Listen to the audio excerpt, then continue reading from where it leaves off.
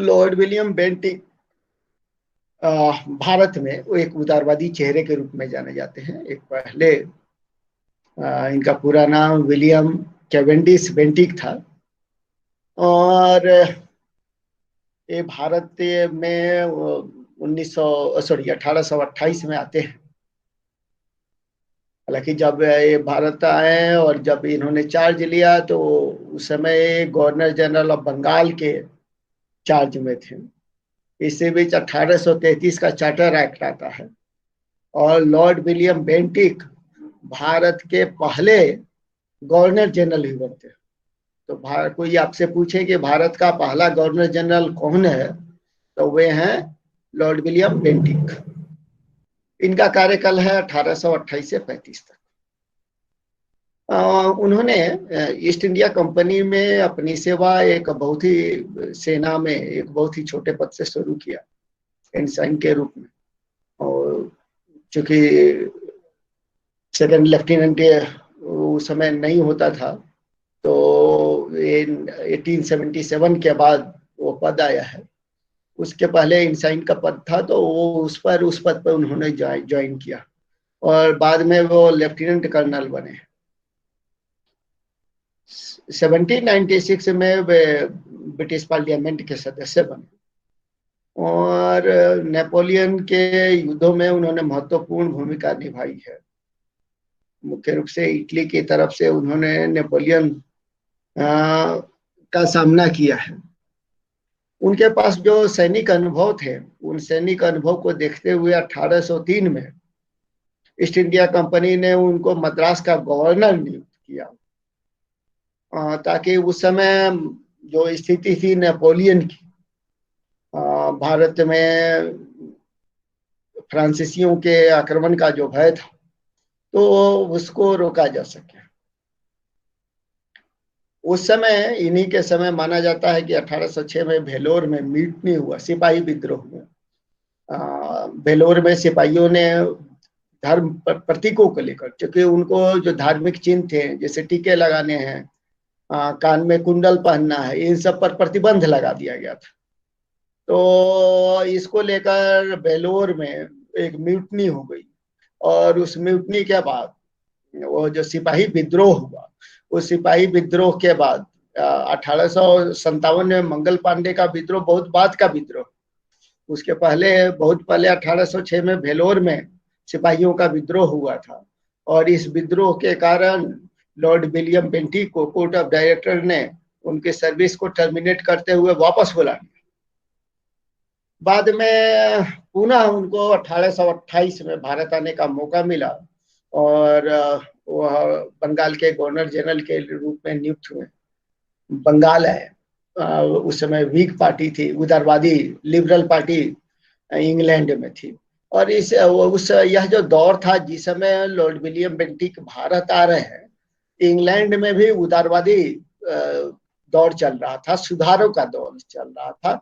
इसलिए भारत आने के बाद लॉर्ड विलियम बेंटिक ने भी भारत में सुधारों के क्रम को जारी रखा है और यही कारण है कि यह अपने सुधारों के लिए भारत में काफी चर्चित माने जाते हैं, एक उदारवादी गवर्नर जनरल के रूप में देखे जाते हैं। तो जैसा कि मैं कह रहा था कि पहले 1833 के चार्टर एक्ट के बाद एक गवर्नर जनरल ऑफ इंडिया बने और इसके साथ ही इनके समय काल में जो रिफॉर्म हुए वो काफी हद तक महत्वपूर्ण इनकी भूमिका रही है।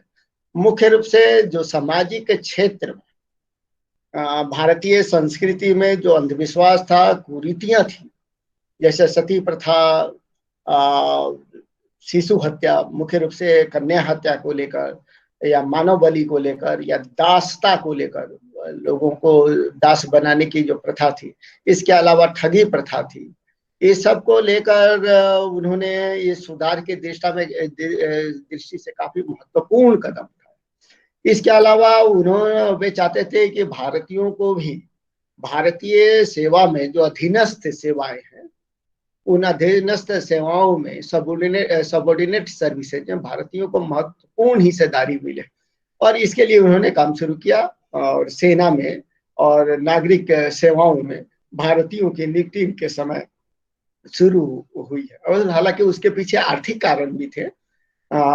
वे ब्रिटिश सरकार के व्यय को कम करना चाहते थे, ताकि भारतीय कम पैसे में, अंग्रेजों की तुलना में भारतीय कम पैसे में काम करने के लिए तैयार थे। तो एक आर्थिक व्यय भी था, लेकिन वे उस आर्थिक नीति के साथ साथ भारतीयों को अधीनस्थ सेवा में लेने के भी पक्षधर थे।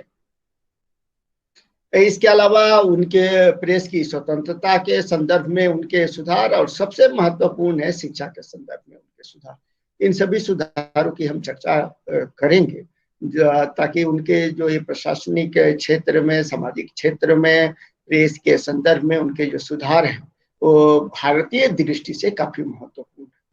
इन सुधारों में जो भारत में सबसे अधिक चर्चा होती है वो सती प्रथा, और सती प्रथा के संदर्भ में ईस्ट इंडिया कंपनी के बेंटिंग के पहले कि किसी भी गवर्नर जनरल ने इस सामाजिक समस्या को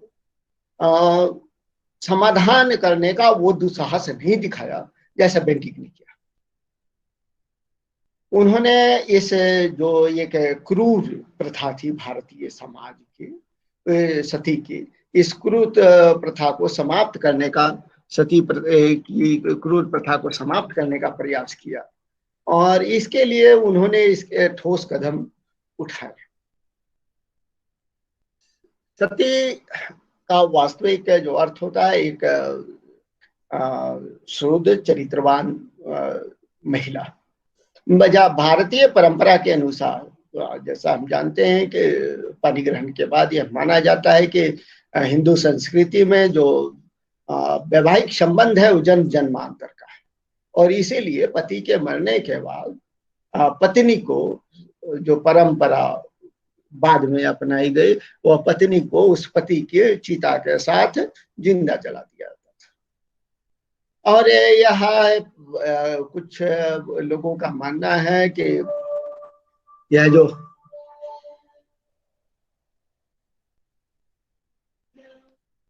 हेलो, हाँ नमस्कार, मैं थोड़ा देर में बात करूँ, आधा एक घंटे में? ठीक। तो ये इसके पीछे जो मान्यता थी कि जो पति का मृत्यु के बाद जो स्वर्ग का प्रवेश है वह सहज होगा और वह सब पत्नी की जाएगा।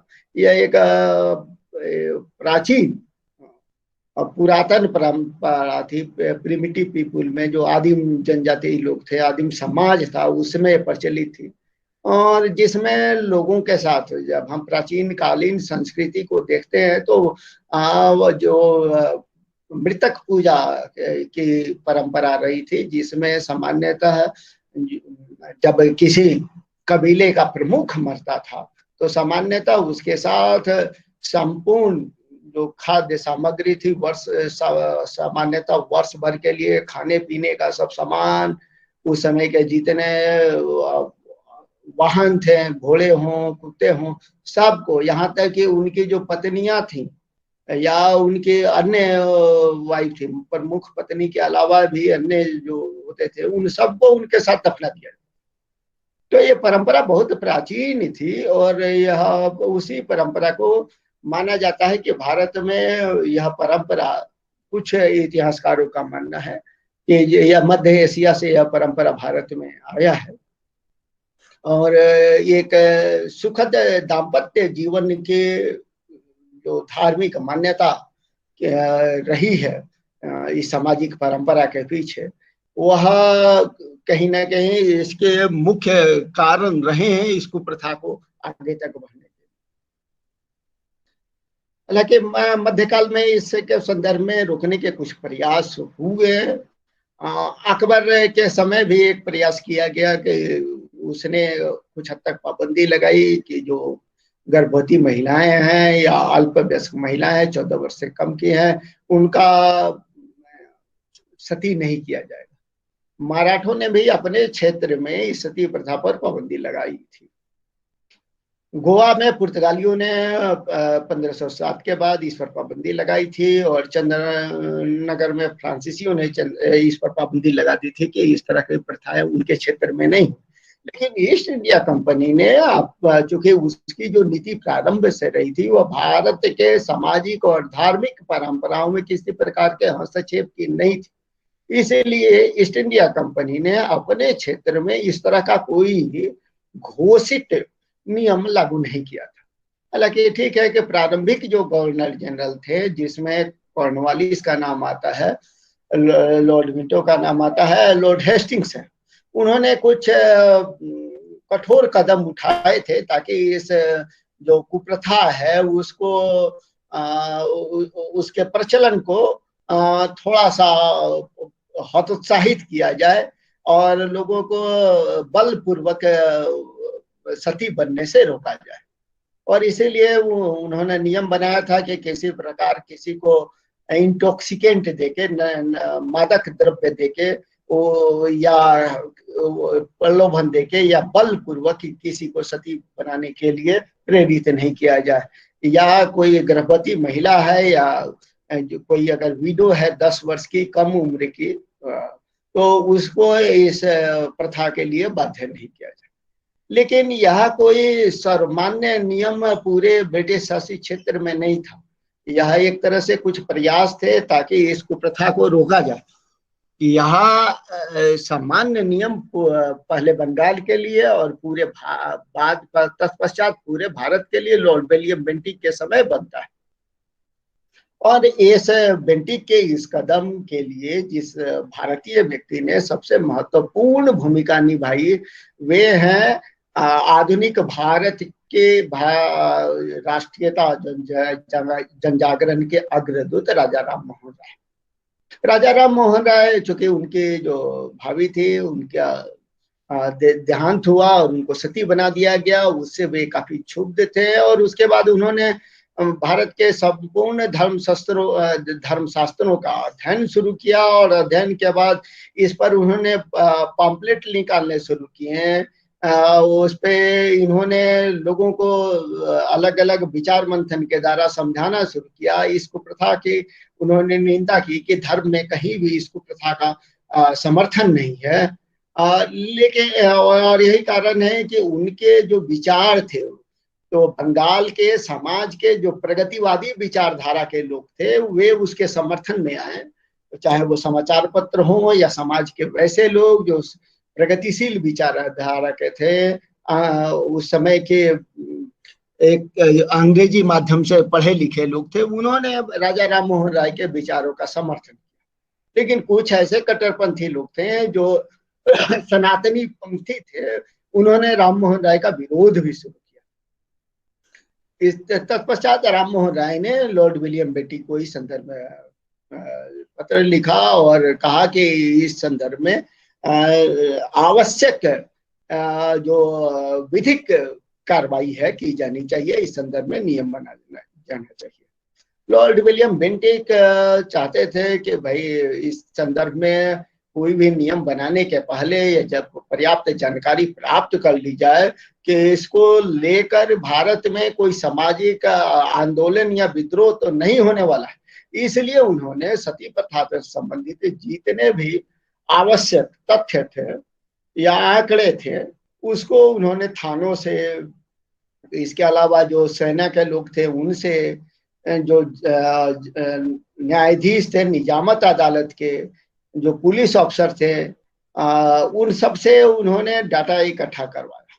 और जब वो निश्चिंत हो गए कि कोई खतरा नहीं है, अगर सुधार के बाद भी इसको लागू किए जाने पर कोई खतरा नहीं है, तो उन्होंने रेगुलेशन 17 से दिसंबर 1829 में सती प्रथा को अवैध घोषित कर दिया और कहा कि कोई भी व्यक्ति किसी व्यक्ति को सती करने के लिए बाध्य करेगा तो वह दंडनीय अपराध होगा और उसको कल्पेबल होमिसाइड या आत्महत्या का दोषी माना जाएगा।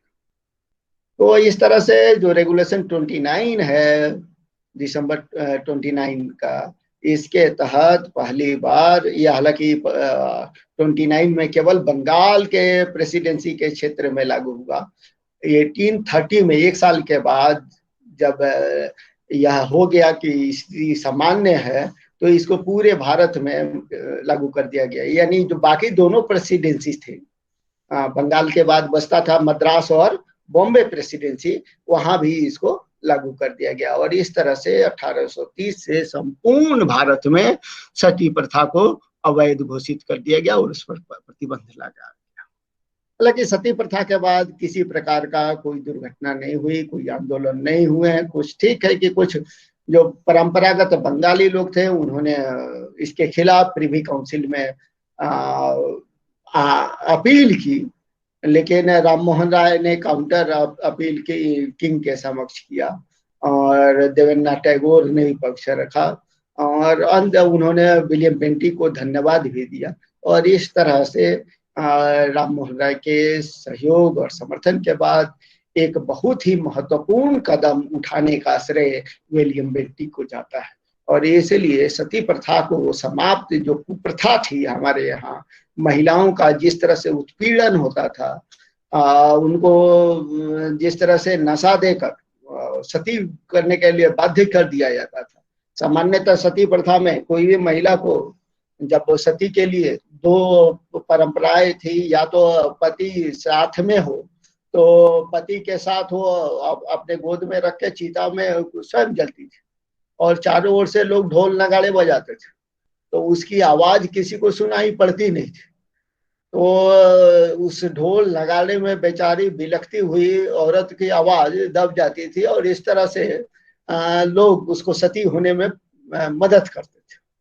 और जिस पत्नी के पति बाहर थे, वह पति के सामग्री के साथ उसके जो सामान थे, चूंकि पति बाहर है, विदेश में है और वही उसका देहांत हो गया, उसका शव नहीं आ सकता, तो वो उसके सामानों के साथ सती हो जाती थी। तो बहुत बड़ी कुप्रथा थी बंगाल में। इसको दूर करने का प्रयास लॉर्ड विलियम बेंटिक ने किया और ये बहुत ही सराहनीय काम था लॉर्ड विलियम बेंटिक का। दूसरा जो सबसे महत्वपूर्ण एक परंपरा प्रचलित थी वह थी ठगी। ठगों का एक सुनियोजित गिरोह था और यह काम भी वो लॉर्ड विलियम बेंटिक को जाता है। ठग सामान्यतः यह जो था वंशानुगत यह परंपरा था। इसमें लुटेरे टाइप के लोग थे जो सामान्यतः इनके बहुत ही संगठित था और जो व्यापारी वर्ग चलता था उन व्यापारियों को ये फांसते थे। तो इनको सामान्यतः इन ठगों के लिए फांसीगर शब्द का भी प्रयोग होता है इतिहास के पुस्तक में, क्योंकि सामान्य ये इसमें कुछ लोग इतने प्रवीण होते थे कि वह रुमाल से या गमछे से जो व्यापारी होता था उसके गले में फंदे लगाते थे और उसके बाद उसको टाइट कर देते थे, वो उसकी मृत्यु हो जाती थी, उसका सामान छीन लेते थे। तो यह जो प्रथा थी वह एक काफी बड़े पैमाने पर थी और इसको समाप्त करने का भी श्रेय जाता है बेंटिक को। इसके ठगी प्रथा के उद्भव की अगर हम बात करें तो कहा जाता है कि लेटर मुगल पीरियड में, चूंकि जो सेना में या पुलिस में जो लोग होते थे अब उनको काम मिलता नहीं था और दूसरा जो पुलिस बल शिथिल हो गया, सेना शिथिल हो गई, तो रोड इनसिक्योर हो गए। उस समय इन ठगों ने, चूंकि देसी राजवाड़े भी समाप्त हो चुके थे, इनको कहीं सेना में काम मिलता नहीं था, तो बेरोजगारी के, तो इन्होंने ठगी का पेशा अपना लिया। और इसमें जो छोटे छोटे राज्य थे मध्य भारत के, वे इन ठगों को पर नियंत्रण करने में सफल नहीं थे और यही कारण है कि वे इनसे लूट के लिए इनका अप्रत्यक्ष रूप से समर्थन भी करते थे। तो इस तरह से यह ठग जो है पूरा अवध के क्षेत्र से, उत्तर प्रदेश से लेके राजपूताना, राजस्थान का क्षेत्र और हैदराबाद दक्कन का क्षेत्र तक फैला हुआ था। तो उत्तर प्रदेश, दक्कन, राजपूताना या बुंदेलखंड सभी जगह एक ठगी प्रथा प्रचलित थी। इन ठगों में दोनों संप्रदाय के लोग थे, हिंदू और मुस्लिम दोनों होते थे, लेकिन इनकी जो पूजा होती थी, इनके जो आराध्य देवी थी वो काली थी। काली, दुर्गा, भवानी, जिस नाम से भी हम जाने, उनकी वे पूजा करते थे। और उसके समक्ष अपने जो जिन व्यापारियों को पकड़ते थे और वहीं पर उनके बलि देते थे, उनको खुश करने के लिए। तो इस तरह से वे एक तरह से बहुत गंभीर अपराधी थे। और यह जो प्रथा थी वह, हालांकि वो अपनी आजीविका के लिए चलाते थे, और सामान्यतः इनके हाथ में जो अपराधी जो व्यक्ति या व्यापारी आता था, उसकी हत्या और मृत्यु होती थी। तो यह एक बहुत ही संगठित गिरोह था। और इसमें से कुछ लोग थे वह फांसीगढ़ लगाने, यानी व्यक्ति के गर्दन में रुमाल या गमछे डालकर उसको फांसने का काम करते थे। लेकिन कुछ लोग पेड़ पर चढ़कर देखने का काम करते थे कि कहाँ से व्यापारी आते थे, और वे आवाज लगाते थे। तो उनकी अपनी एक विशेष ध्वनि होती थी जिसे वे सचेत करते थे, और उसके बाद तब फांसी का तैयार रहता था। और जैसे ही वह समूह पहुंचता था तो वह वे अचानक उस पर हमला कर देते थे। तो इसमें कुछ जासूस होते थे, कुछ पेड़ पर चल के आवाज करने का काम करते, कुछ फांसीगर होते थे। तो इसमें सूचना देने से लेके फांसीगर से लेके सभी तरह के लोग थे, सब संगठित होकर काम करते। इनके अपने प्रतीक चिन्ह होते थे, अपने कोड वर्ड होते थे, और उसी आधार पर इनका प्रशिक्षण भी होता था। जो नए लोग आते थे उनकी बजाबते ट्रेनिंग होती थी। जो मुख्य ठग होता था उनको शिष्यत्व, अपना शिष्य बनाता था, उनको धार्मिक परंपरा के अनुसार उनका अपना शिष्य बनाने की जो परंपरा थी वह देता था, और उसके बाद उसका पूरा प्रशिक्षण होता था। तो इस तरह से पूरा का पूरा यह जो संगठन था एक काफी संगठित था, और अभी तक सरकार ने इसको कोई नोटिस नहीं लिया था। ठगों का जो समूह था, कभी कभी इनकी संख्या कभी बहुत बढ़ जाती थी। किसी किसी गिरोह में ये 400 तक एक साथ काम करते थे। और कभी किसी एक व्यक्ति को, तो कभी दर्जनों व्यापारी एक साथ इनके को भाजन बनते थे। जिस प्रकार सती प्रथा के हटाने के बाद हमने देखा था कि हिंदू समाज में एक तरह से मत का विभाजन था, कुछ सनातनी उसके विरोध में थे, लेकिन पूरे भारत की जनता इस सती प्रथा, ठगी प्रथा के समाप्त करने के पक्ष में थी। और इसीलिए लॉर्ड विलियम बेंटिक ने ठगी प्रथा को समाप्त करने के लिए कर्नल सिलीमन को नियुक्त किया। और सिलीमन ने इसके लिए जो मध्य भारत के देशी राजवाड़े थे उनको बुलाया, उनको सहयोग करने के लिए कहा। और उसके बाद उन्होंने सिलीमन ने ठगों के विरुद्ध कार्रवाई शुरू की, और उसने उसने 1500 से अधिक ठगों को पकड़ा, उनकी हत्या करवा दी, और बहुत को आजीवन कारावास दे दी गई। तो इस तरह से 1837 तक आते आते ठगों का एक जो संगठित स्वरूप था वह समाप्त हो रहा है। इसीलिए ठगी प्रथा 1837 तक जाते जाते पूरी तरह से समाप्त हो रही है, और इसका भी श्रेय लॉर्ड विलियम बेंटिक को जाता है। इसी तरह की कुप्रथा उड़ीसा के क्षेत्र में जो वहाँ के आदिवासी समूह थे उनमें जाता है, जो देवी को प्रसन्न करने के लिए नर बलि देते थे। तो यह प्रथा प्रचलित थी, और इसको भी लॉर्ड विलियम बेंटिक ने इस नर बलि की प्रथा को पाबंदी लगाई। इसके अलावा जो शिशु हत्या की, मुख्य रूप से जो कन्या हत्या की बात थी, राजस्थान के क्षेत्र में राजपूतों के लिए कन्या का जन्म लेना उनके लिए एक शर्मिंदगी की बात होती थी। तो जो मध्य भारत था, इसके अलावा पश्चिमी और राजस्थान के क्षेत्रों में कन्याओं की बहुत बड़ी मात्रा में उनके जन्म के साथ ही उनकी हत्या होती थी। लॉर्ड विलियम बेंटिक ने इस दिशा में भी कदम उठाया और नियम बनाया कि कन्या की जो हत्या है उस शिशु हत्या पर को नियम के बनाकर उसने इस पर रोक लगाई।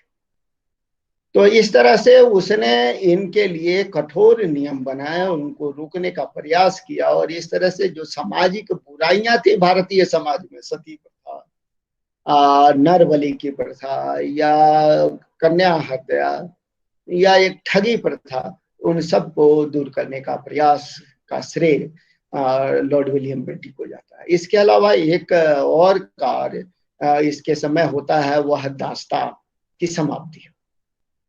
ऐसे प्रारंभ में ब्रिटेन के व्यापार का बहुत बड़े आय का स्रोत दास्ता थी, क्योंकि वह अफ्रीका से वह व्यापार लोगों को पकड़ता था और उन दास लोगों को दूसरे क्षेत्रों में और अमेरिका में बेचता था। लेकिन हम देख रहे हैं कि बाद में ब्रिटेन में जो लिबरल आंदोलन चला, उसके बाद इस दास्ता को समाप्त करने की बात चली और इस तरह के नियम पास हुए।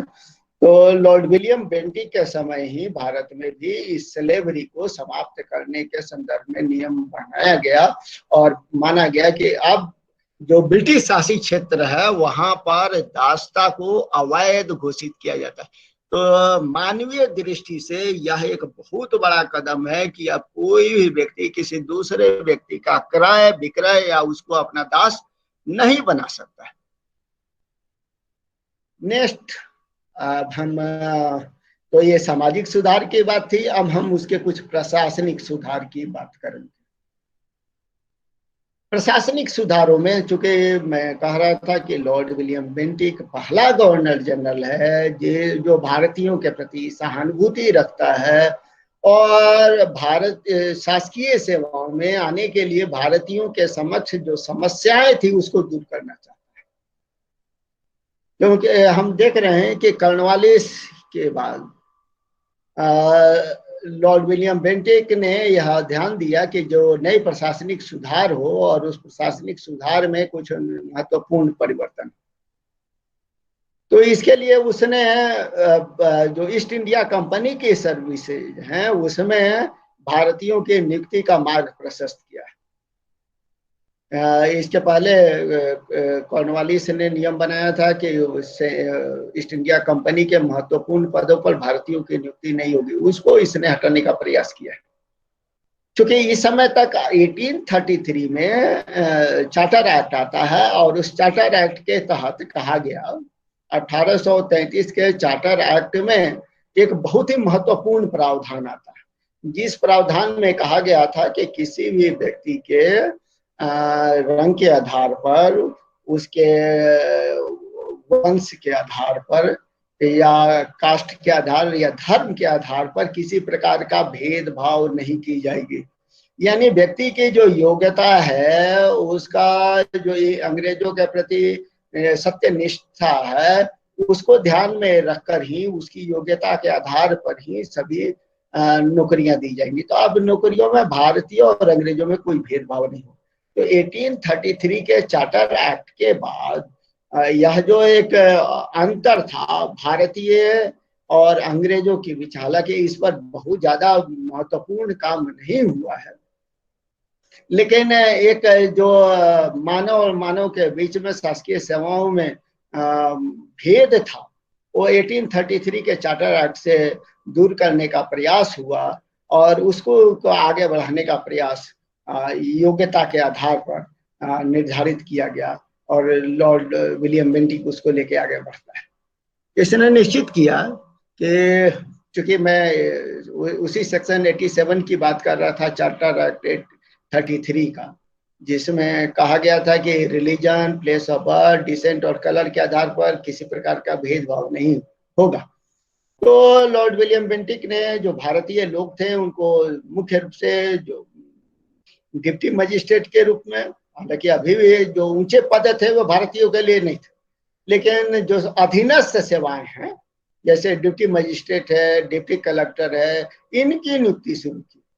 अभी तक केवल जो अमीन का पद था, या सेना में भी नायब सूबेदार का पद होता था, वहीं तक भारतीयों की नियुक्ति होती थी, उसके ऊपर अंग्रेज अधिकारी ही रहते थे। तो इस तरह से पहली बार उसने सेवाओं में भारतीयों की नियुक्ति का मार्ग प्रशस्त किया। नेक्स्ट, न्यायिक क्षेत्र में इसके सुधार।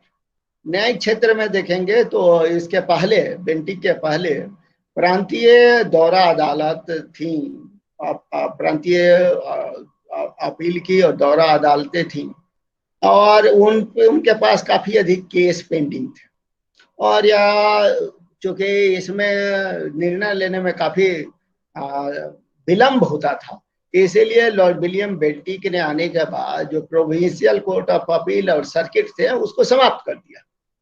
और इसके अलावा चूंकि न्याय के संदर्भ में विलंब नहीं हो और जल्दी से जल्दी जो न्यायिक प्रकरण हो उनका निपटारा हो, इसके लिए, और साथ ही जो दिल्ली और आगरा के क्षेत्र के लोग हैं उनको भी न्याय मिल सके, क्योंकि उस समय एक ही सुप्रीम कोर्ट था, वो था कलकत्ता में। इसलिए इसने अलग से एक सुप्रीम कोर्ट आगरा में स्थापित किया, ताकि जो नॉर्थ वेस्ट उत्तर प्रदेश के लोग हैं, दिल्ली के लोग हैं, उनको अब कलकत्ता आने की जरूरत नहीं पड़े। और वहीं पे उनके जो चाहे दीवानी मामले हैं या आपराधिक मामले हैं, फौजदारी मामले हैं, वो दीवानी और फौजदारी दोनों अपीलों की सुनवाई वही उसी सुप्रीम कोर्ट में होता है। 1829 में उसने नियम बनाया, और जिसके तहत उसने जो मजिस्ट्रेट हैं उनको अधिकार दिया कि वे 2 साल तक के लिए पनिशमेंट दे सकते हैं।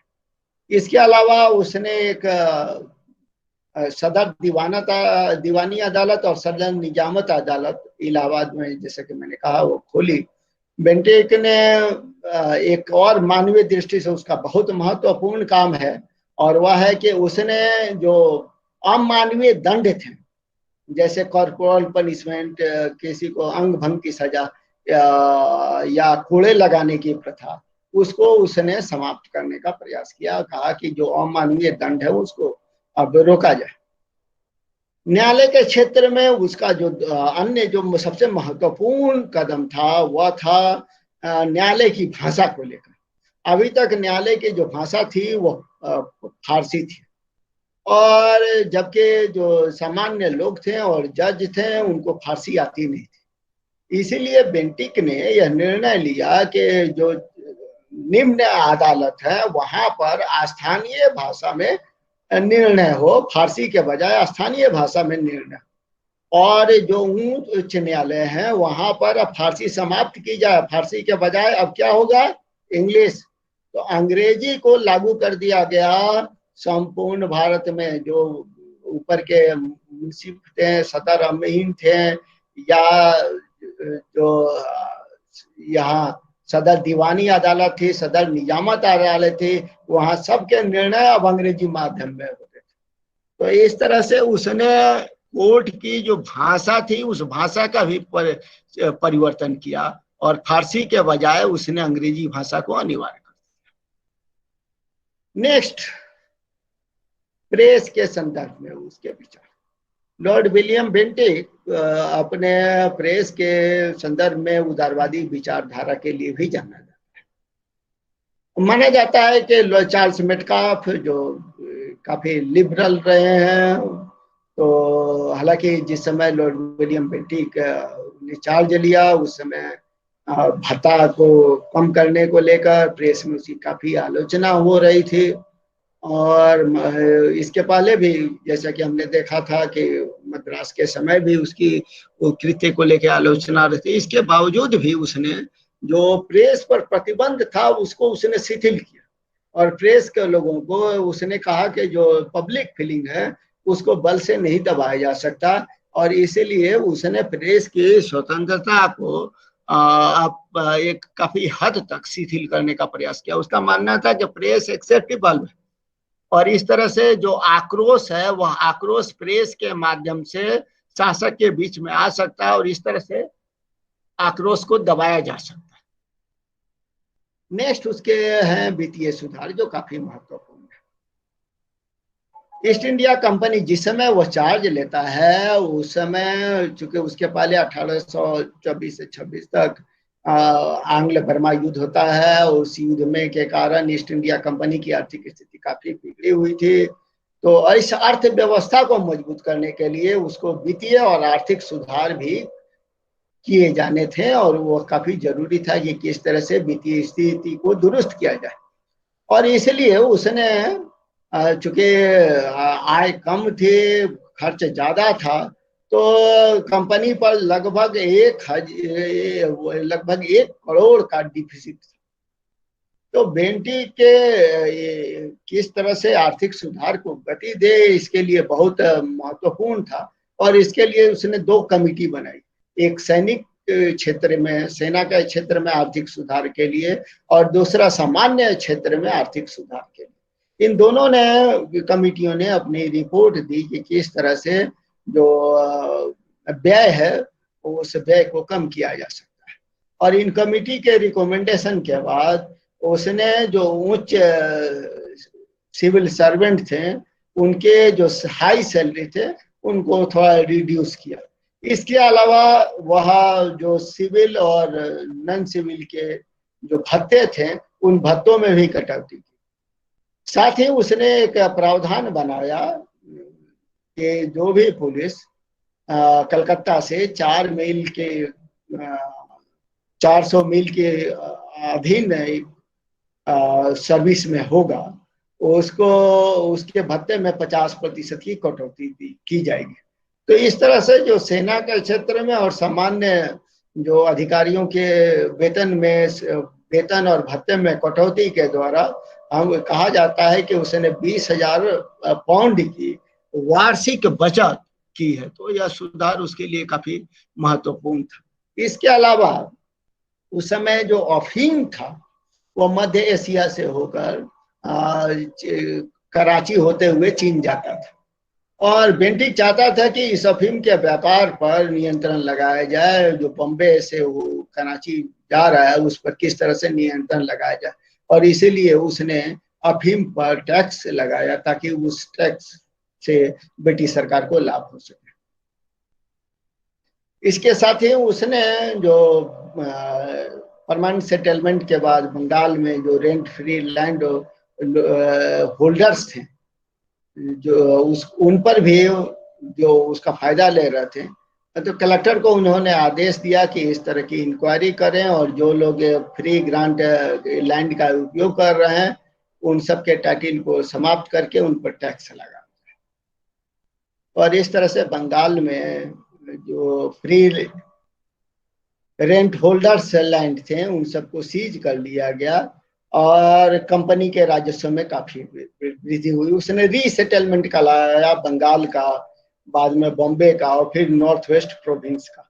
इससे ब्रिटिश सरकार की आय में काफी वृद्धि हुई। इसके अलावा उसने नेक्स्ट जो महत्वपूर्ण कदम आर्थिक दृष्टि से उठाया वह प्रशासनिक पदों पर भारतीयों की नियुक्ति को लेकर, क्योंकि अंग्रेजों के तुलना में भारतीय काफी कम सैलरी में काम करते थे, तो इससे भी ईस्ट इंडिया कंपनी को काफी पैसे की बचत हुई। और कहा जाता है कि उसके 1 करोड़ का डिफिसिट जो था वह 2 करोड़ सरप्लस में परिवर्तित हो गया। तो यह उसकी जो अर्थव्यवस्था की नीति थी, आर्थिक नीति थी, वित्तीय सुधार थे, वे काफी महत्वपूर्ण थे। लॉर्ड विलियम बेंटिक के सुधारों के अंतिम चरण में जो सुधार की हम चर्चा करेंगे वो शिक्षा के संदर्भ में सुधार है। वो काफी महत्वपूर्ण है, क्योंकि जिस अंग्रेजी शिक्षा की हम आज चर्चा करते हैं उसकी नींव लॉर्ड विलियम बेंटिक के समय, और यह एक बहुत ही महत्वपूर्ण सुधार माना जाता है। ईस्ट इंडिया कंपनी के समय चार्टर एक्ट में पहली बार यह प्रावधान किया गया कि भारत में साहित्यिक और साइंटिफिक विकास के लिए 1 लाख रुपया प्रति वर्ष खर्च किया जाए।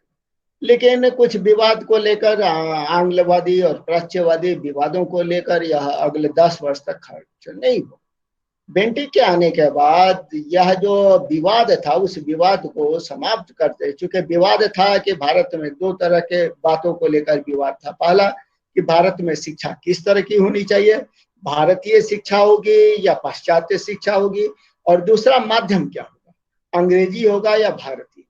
इन दोनों विवादों को समाप्त करने के लिए उसने चूंकि जैसा कि मैं कह रहा था कि दो खेमे थे, ओरिएंटलिस्ट का विल्सन और प्रिंसअप का, और दूसरा खेमा था इंग्लिश का सर ट्रेवलियन का।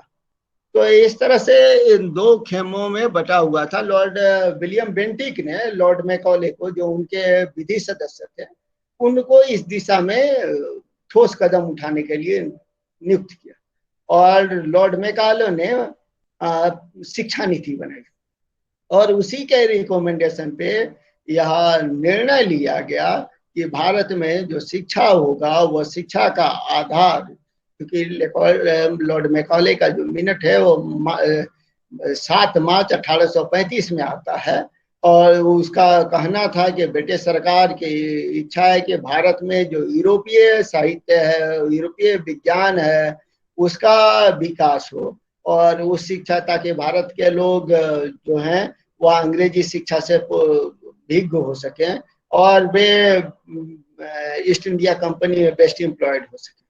तो इस तरह से इसने निर्णय लिया, और जिस निर्णय के अनुसार यह घोषित किया गया कि भारत में जो शिक्षा नीति होगी, अब शिक्षा पाश्चात्य शिक्षा होगी, अंग्रेजी जो शिक्षा प्रणाली है, वहाँ के जो दर्शन है, चिंतन है, उसकी शिक्षा दी जाएगी, और शिक्षा का जो माध्यम है, विशेषकर जो उच्च शिक्षा है, उसका माध्यम अब अंग्रेजी में होगा।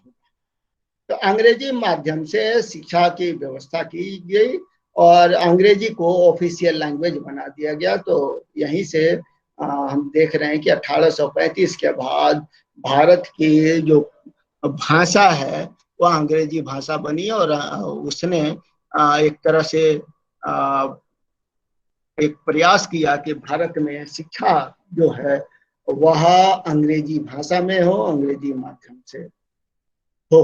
तो वही शिक्षा नीति, चूंकि उसका उद्देश्य मुख्य रूप से यही था कि भारत में ऐसे लोग नहीं हो जो स्वतंत्र चिंतक, ऐसे लोगों को उत्पन्न किया जाए जो ईस्ट इंडिया कंपनी के सेवा में कम वेतन पर काम कर सके। और इसी उद्देश्य की पूर्ति के लिए मैकॉले ने अपना मिनट बनाया और अपनी शिक्षा नीति बनाई, जिस शिक्षा नीति को 1835 में 7 मार्च को लागू किया गया। और अभी भी कमोबेश उसमें बहुत बड़े प्रयोग नहीं हो पा रहे हैं, और वही कारण है कि अभी भी बहुत बड़ी संख्या में बेरोजगारी हो रहे हैं। तो कुछ कदम तो समय समय पर शिक्षा नीति आती है, उस पर सुधार करने का प्रयास हो रहे हैं, कि शिक्षा को एक नई दिशा दी जाए। वर्तमान संदर्भ की जो नई शिक्षा नीति, राष्ट्रीय शिक्षा नीति 2020 आई है, वो उसी दिशा में एक नया कदम है। Thank you very much. Thank you sir. Thank you sir.